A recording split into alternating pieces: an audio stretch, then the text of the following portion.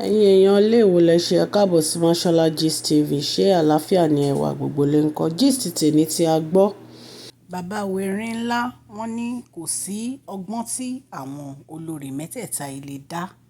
Wípé kí wọ́n máa lọ pa irọ́, kán máa lọ wá obìnrin oríṣiríṣi, kán máa lọ kọ lẹ́tà irọ́ sí orí social media wípé àwọn fẹ́ fẹ́yàwó keje. Wọ́n ní kò ní dàárín àwọn àti Naomi rú nítorí pé àwọn ni wọ́n báǹdì ìgbín ọlọ̀tẹ̀ èyí tó jẹ́ pé wọ́n tún fẹ́ máa gbé kalẹ̀. Ẹ̀yin èèyàn lé bí ọ̀rọ̀ yìí ṣe jẹ́ wọ́n ní orí fóònù ni arábìnrin kan ti pe Queen Naomi tó ń sọ fún Queen Naomi pé kí Queen Naomi kó máa retí ìyàwó keje o sí inú palace. Wọ́n ní Queen Naomi wọ́n dẹ̀ gbọ́ gbogbo nǹkan tí woman yẹn sọ pé woman yẹn ní ṣófì ó pé òun nìkan ni kábíyèsí nífẹ̀ẹ́ ni wípé ó ń tan rẹ̀ wípé ìyàwó keje ń bọ̀ lẹ́yìn ẹ̀. So wọ́n ní Queen Naomi dẹ̀ pé kábíyèsí wọ́n sọ ọ̀rọ̀ yẹn fún kábíyèsí. Wọ́n ní kábíyèsí in fact ọjọ́ tó ṣẹlẹ̀ gan dàbí pé Àkúrẹ́ ni wọ́n wà. Wọ́n ní kábíyèsí sáré lọ sí Àkúrẹ́ láti lọ bá wọn sọ̀rọ̀. Eventually ngbà tó ṣe mọ̀ pé normally wọ́n máa dákẹ́ but ngbà tó ṣe investigation náà wá rí i pé ẹni yẹn block number ẹ̀ calling card ló fi pè ó wá calling card tó fi pè Boston number ló gbé jáde ṣùgbọ́n UK gangan ìgbà tó ń find out náà rí i pé àǹtí Wahé òun ló lo nọ́mbà èèyàn kan ló fi pè. So eventually ẹni tó lọ kí wọ́n ní àǹtí ẹ̀ ni wọ́n ní òun ló lo nọ́mbà ẹ̀ tó fi pè. So bí a ṣe ń sọ lọ àṣírí ṣáàtú pé àǹtí Wahé ló ṣe ogbó. Wọ́n ní kábíyèsí bínú gan seriously. So right now bí a ṣe ń gbọ́ gist yìí lọ wọ́n ní kábíyèsí wa bẹ̀rẹ̀ sí í sọ fún wọn wípé gbogbo nǹkan tí wọ́n ń gbìn gbogbo ẹ̀ ló yá wọn o. Ṣé ẹ mọ̀ pé normally tó bá ti rí pé kábíyèsí àti Queen Naomi fẹ́ padà náà máa lọ mú gbogbo àwọn story yìí tó máa lọ ń gbé kalẹ̀. Wọ́n á lọ wá bí wọ́n ṣe máa wá obìnrin kan bóyá wọ́n máa ń bribe àwọn obìnrin yẹn ni o àmọ́ wọ́n á ṣàwá irọ́ kan gbé kalẹ̀.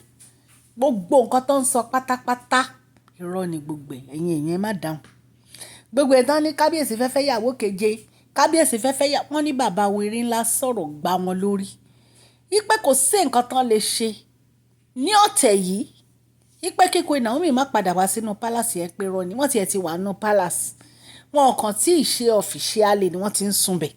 Wọn kàn nǹkan tó ń dùn àwọn olórí ni pé wọn ò lè wọnú palace bó ṣe wù wọ́n. Ní ìsìn kábíyèsí ti lọ gba àwọn security obìnrin tó yẹ pé tó bá ti fẹ́ wọnú palace tó máa search gbogbo ara wọn ni látòkèdè sálẹ̀ torí wọ́n máa ń kó nǹkan sára bí oògùn láti drop sínú palace.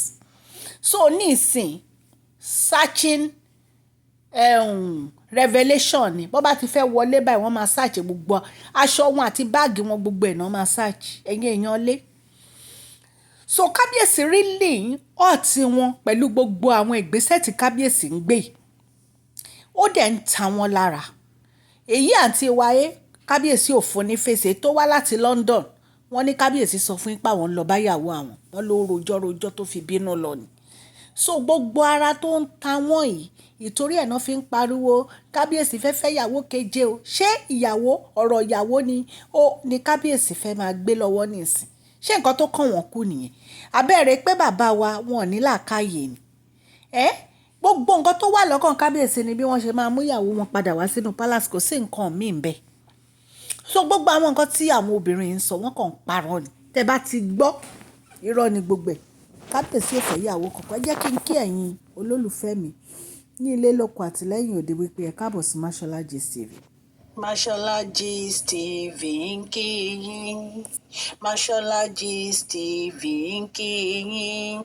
Adúpẹ́ àtọpẹ́dá. Mashola Gist TV ń kí yín. Mashola Gist TV ń kí yín ó ní ẹ ṣé o lọ́wọ́ ọkùnrin lọ́wọ́ obìnrin lọ́wọ́ ọmọdé lọ́wọ́ àgbà lórí gbogbo bẹ́ẹ̀ ṣe ń comment tẹ̀ ń like tẹ̀ ń share àdúpẹ́ ní ọwọ́ gbogbo yín. Mashola Gist TV ń kí yín. Ẹ̀yin olólùfẹ́ wa ẹ káàbọ̀ sí Mashola Gist TV. Ṣé àlàáfíà ni ẹwà gbogbo lè ń kọ́. Orúkọ mi ni Máṣọlá kò yí padà. A máa ń sọ̀rọ̀ nípa celebrity gist, royal gist, politics àti gbogbo nǹkan tó ń ṣẹlẹ̀ ní agbègbè orílẹ̀-èdè bàbá wa ní ilẹ̀ Nàìjíríà. A ń sọ̀rọ̀ nípa celebrity gist, royal gist, politics àti gbogbo nǹkan tó ń ṣẹlẹ̀ ní orílẹ̀-èdè wa. Ẹ̀yin èèyàn lè tẹ́ bá ti subscribe, ẹ tẹ notification bell kẹ́ ẹ subscribe so that a bá ti post any gist ẹ máa rí. À ń sọ Yorùbá lórí channel yìí nítorí pé a fẹ́ gbàgbé àṣà àti èdè wa. Ẹ̀yin èèyàn lé à ń ṣe advert lọ́lọ́kùn òjọ̀kan lórí channel yìí, ẹ kàn sí wa ní Mashola Gist TV. Ọlọ́run Elédùmarè á bá mi gọ́wọ́ yín sókè o. Ọlọ́run Elédùmarè á bá mi ran gbogbo yín lọ́wọ́ o. Òkè òkè ni ọlá yín á máa lọ o. Ọlá yín ò ní lọ ìsàlẹ̀ láíláí. So ẹ̀yin èèyàn lé kò ń ṣe ọ̀rọ̀ ìyàwó òun ni ó kan kábíyèsí kù ní ìsìn. Gbogbo àwọn story tí wọ́n ń gbé lórí pé kábíyèsí fẹ́fẹ́ ìyàwó keje wọ́n kàn fẹ́ fi scare Queen Naomi ni. Kábíyèsí dẹ̀ ń sọ fún ẹ pé ìyàwó àwọn ti wà matured ní ìsìn o. Kò dàbí ìgbà kan tí Queen Naomi máa ń bínú. Ipe ní ìsìn kò sí nǹkan tán lè ṣe, kò sí nǹkan tán lè sọ. Queen Naomi dúró. Wọ́n ti mọrú àwọn èèyàn tí àwọn olórí jẹ́. Wọ́n ti mọ̀ pé èèyàn burúkú ni wọ́n. Queen Naomi dúró báyìí ni. Kò sí ẹ̀ lè mí Queen Naomi lọ́wọ́ tẹ̀ wá yìí. Ọlọ́run Elédùmarè á wà pẹ̀lú gbogbo etí tó ń gbọ́ mi ní ilé lóko àti lẹ́yìn odi. Ẹ jọ̀ọ́ ẹ subscribe sí channel wa kẹ́dẹ̀ fẹ́ wá tẹ notification bell. Ọlọ́run á gbọ́ àdúrà gbogbo wa o. À ń ṣe advertisement fún collection center store ẹ bá wọn ra bàtà. Italian shoe láti size 7 títí dé size 14. Ẹ̀yin tẹ́ ẹlẹ́sẹ̀ ńlá ẹ kàn sí connectioncenterstore@gmail.com. Wọ́n ń ta fashion bags lóríṣiríṣi fún àwọn obìnrin. Wọ́n ń ta 18 karat gold, 14 karat gold. Wọ́n ń ta jewelry. Kò sí nǹkan tẹ́ ẹ fẹ́. Wọ́n ń ta sandal, wọ́n ń ta slippers, wọ́n ń ta palm.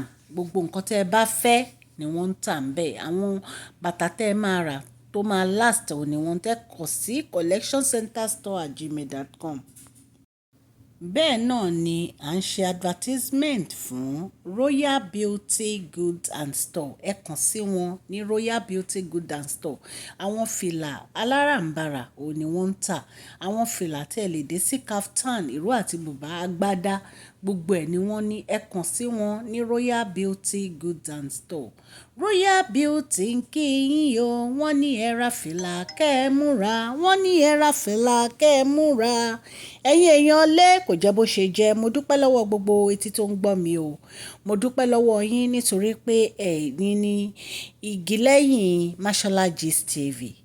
Mo dúpẹ́ lọ́wọ́ ọkùnrin, mo dúpẹ́ lọ́wọ́ obìnrin, mo dúpẹ́ lọ́wọ́ ọmọdé, mo dúpẹ́ lọ́wọ́ àgbàlagbà. Ẹ ṣeun. Ọlọ́run Elédùmarè á nífẹ̀ẹ́ yín o. Gbogbo bẹ́ẹ̀ ṣe ń subscribe, tẹ́ ń like, tẹ́ ń share àwọn videos àti gist wa gbogbo ẹ̀ la rí. Ọlọ́run Elédùmarè á bá mi gbọ́wọ́ yín sókè o ní agbára Ọlọ́run. Ọwọ́ yín ò ní kàn sàlẹ̀ àpò. Ẹ má gbàgbé kẹ́ fún fídíò yìí ní thumbs up o. Please share this video, like and subscribe. God bless you all. Mashola Gist TV, love you all.